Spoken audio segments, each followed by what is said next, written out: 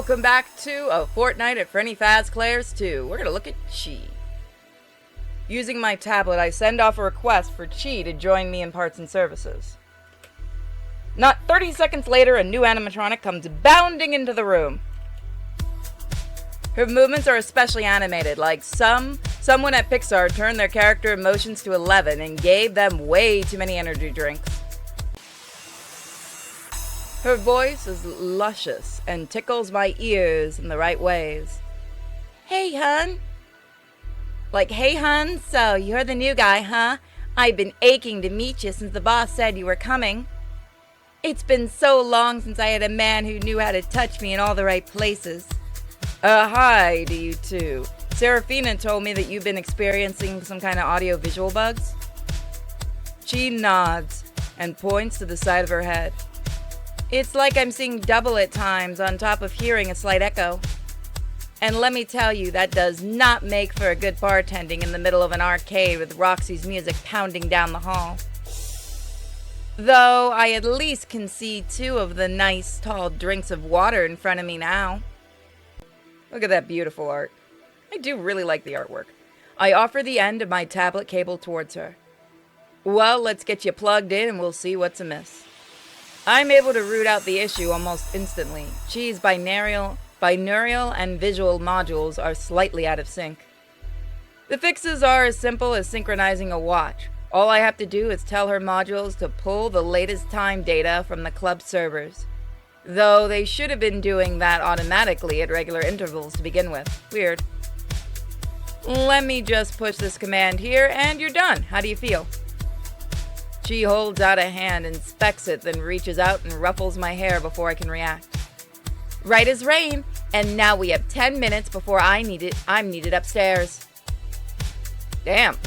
Which is 9 minutes and 50 seconds more than I'll need to give you a proper reward for fixing me. So what do you want to do, hun? I mean, I may be chief engineer, but there's still rules against fucking without running it by Serafina first. To my surprise, she laughs like I've told her the best joke she's heard in years. I was just going to give you a quick peck and maybe a nice butt squeeze. To think your mind is already going towards sex, you must really, really like me, huh? That's not. She gives me the quick peck on the cheek and another head pat. It's okay. It's only natural you experience love for the first time. It happens all the time at the bar. Though I suppose that happens to bartenders all the time. We're supposed to be extra friendly and way too many people read too far into it. Oh well, perils of the job, I suppose. Anything you want to know before I go set up for the evening? What is wrong with you? I point to her neck and motion for her to unplug. Let's make sure I have the baseline while you're here. Have you been experiencing blackouts or even losing track of time? I'm trying to establish if this is an instance of a simple broken update or something more sinister. I mean, sometimes when I've been recharging, but I thought that was normal. Could be. You're supposed to be syncing with the servers on a regular basis. Perhaps something went amiss and you were inadvertently disabling your systems whenever such a sync tried to happen. Could you try syncing while I'm here? Her eyes flash gold. Still good here, hun. Must have been a bug in the system that you thankfully squashed. Good. I'm still going to keep an eye on you moving forward. Just make sure you're watching all my good parts. Speaking of repairs, have you been near Aurora recently, or has the bass from You know what? I think I know what voice she's gonna get. Or the bass from Shut up. From Roxy's raves been loud enough to shake things loose? Nah, Aurora mostly hangs out with Mia. She sometimes comes to fetch a drink on behalf of the VIP, but the most part Aurora stays on her side of the club. Not bad blood between us, no bad blood between us, thus, we just don't interact much. As for Roxy's music, my binaural suit is the second most sensitive one after Roxy's. I can hear her bass line 3 blocks down from the club. Oh, I see. Should I turn down the sensitivity, perhaps? Nah. I needed to properly hear everything that happens in the barcade while simultaneously handing customers orders. but it's sweet of you to ask, hun. Oh, you know what? Maybe I'll give her a Southern. Then let's switch tracks. Any good stories about guests so far? What drinks should I order and which arcade cabinet should I play? G's already bright expression glows in excitement. Well, there's Mr. Turner that comes in every Thursday since the club opened for real. He's always orders the same weird drinks, Grand Mariner mixed with Kahlua. Neat, doesn't talk much, tips $2 bills. As for my drink specialties, I learned the best budget white Russian from Mary back at the original club. I can also make the mean royal flush. As for the arcade, there's always a Fazclaires pinball machine. $2 bills, royal flush, and pinball. Quite an interesting spread. Do you have any insight on Serafina or Roxy you can share? You've touched on others so far. Roxy may seem gruff and uptight, but she's a total sweetheart. Get her talking about music theory and how to make proper chocolate chip cookies, and she'll go for hours with her tail wagging the entire time. As for Serafina, well, she leans in and whispers, "You didn't hear this from me, but she seems really lonely. She keeps to herself despite wandering about the club doing business hours whenever she's not needed. More than once I've seen her looking down at the dance floor from the upstairs balcony with a longing expression. Cool. One last curveball before I'm convinced you're fixed and good for tonight's shift. Do you ever think that we're just dust? That we're all just floating out here, flying through space without knowing where we were until we collided with someone? And just for a moment, that collision makes us become real?" G's eyes flash gold, as expected from your use of philosophy. "I didn't expect you to be a nihilist, Anon, but to answer your question, I think collisions are something to be celebrated, but not actively sought out. Too many collisions and you lose yourself, but not having any means, you never get to truly experience the world. The trick is setting yourself up for success by breaking out of your comfort zone now and again."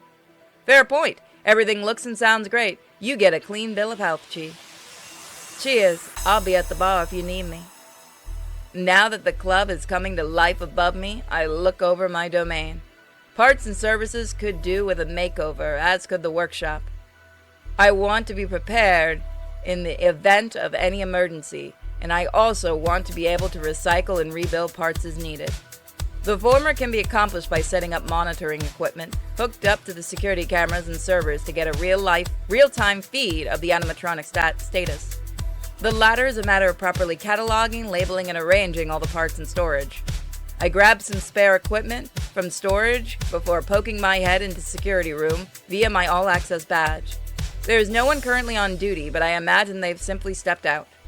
That or they're very capable animatronics that can handle any issue that arise. The original club was kind of lax on security, as well when I was training there. For the most part, patrons seem to behave when there's 1,000 pounds of metal that can break an arm as easily as twist it off. I grab what I need and return to my area of the club. There's a bit of fuzz now and again when I enable the camera feeds, but otherwise they work just fine. I'm getting up-to-date info about the girls at a glance. For example, I can see that Roxy is already down to 63% charge, despite only 2 hours of time passing since opening. That's indicative of either something wrong with her batteries or that Roxy skimped out on recharging properly. I figure I might as well check out Roxy while she works. She's currently in the DJ booth of her rave pit, currently jamming out to some solid trance. The music is pumping, the body's moving, the lights flashing frantically in tune with the beat. There's even go-go dancers providing extra eye candy to go along with the misty visual effects. But at the forefront is Roxy herself. From what I can remember from her dossier, she mixes all her tracks herself. Watch me get nailed for this music. She curates a handcrafted experience each night so that every performance is fresh, even if it cycles through the same library of tracks. Roxy's pretty hot too, so that probably keeps the crowd motivated as well. I can only get so close without becoming lost in the mass of dancers. Even on the edge of the scene, my foot is tapping and I'm subconsciously swinging to the beat. All this energy might explain why Roxy's burning through her battery so quickly. If she always goes this hard, no wonder she's having recharging issues. I tear myself away from watching Roxy's performance for the time being. I catch up with her after the club closed. For now, I want to try and see if what she said about Serafina is true. I start looking around the periphery of the main dance floor, no dice. I look up to scan the balcony and still nothing. Or wait, could that be Serafina there in the far corner? Yep, that's either Serafina or someone stolen her headdress. Just like she said, Serafina is leaning against the railing while watching the crowd below. I can't quite make out her expression in the light. I would go up and say hello, but the timing just doesn't seem right.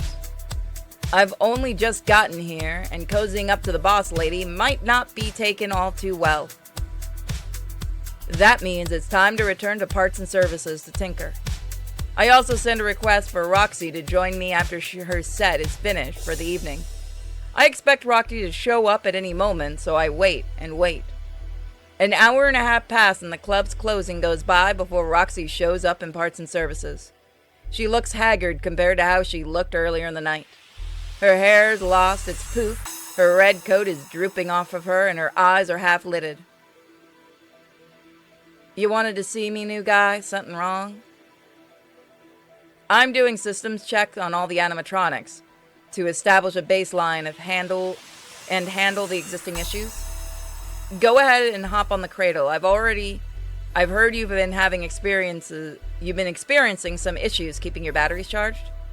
Roxy sighs, rolls her eyes, and reluctantly hops onto the cradle. It's nothing serious. I just use a lot of energy in my sets compared to the other girls.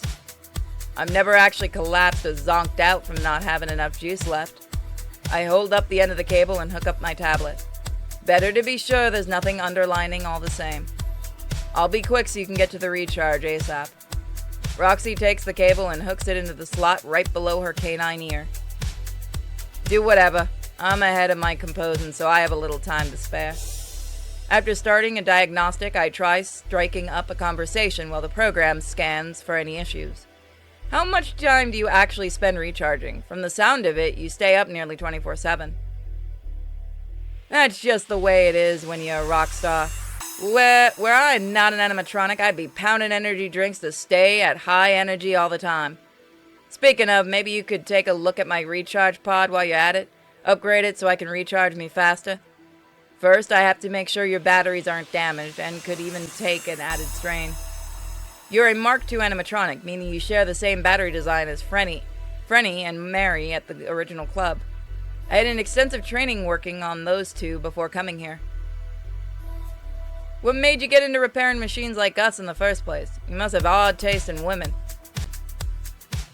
I wouldn't go that far, but you're also not wrong. I just like the certainty of steel and how simple maintenance can keep you all running nearly indefinitely. What do you do when you're not on stage? Composing music or recharging? That's a rare thing for me. I live, eat, breathe, and shit music. Metaphorically, of course. If I'm not playing a set, then I'm working on a new one. And if I'm not doing that, I'm recharging or interfacing with guests that have paid for the extra experience. What's that like? I've heard much about that sort of thing. It's nothing terrible. Most of the time it's downright awkward. The majority of patrons act like a dog that's caught a car but has no idea what to do next. We talk with them, snap a few pictures, then send them on their way. Only an extremely rare guest actually has the confidence to treat us like normal people and hang out for their allotted time. I remember one guy in particular that came by for a while, Percy. He got along well with everyone, but we all knew he only had eyes for me. I treated him well and didn't lead him on, which was all he really wanted. One night he showed up and said he was having to move because of work. Gave me a Ushanka, commenting that he'd overheard me mentioning it in passing one night and that it was my favorite kind of hat. I still have it in my room. I hope he's doing well. No idea what gifts he got for everyone else, but each of us girls got a little something from Percy. Sounds like you're already making good memories, even though the club's only been open for a short time. What are your thoughts on the other girls and Boss Lady? I don't really have time to hang out with them outside of work, if you get my meaning. She's tried a few times, but I had to keep turning her down in order to catch up on my composing. As for Miss Serafina, I suppose she got that whole stoic, lonely leader vibe going for her. My tablet beeps to signal the diagnostic is complete, and I scan the screen and then nod. Well, the good news is that your batteries aren't malfunctioning or otherwise showing signs of decay. Your audio suit is also damn impressive. That much high-quality gear must have cost Mr. Black a fortune to install in you. Best that you try and get more regular recharging in so that you don't literally burn out on stage one night. Roxy doesn't wait for me to tell her to disconnect the cable before popping it free and hopping out of the cradle. See? Told ya.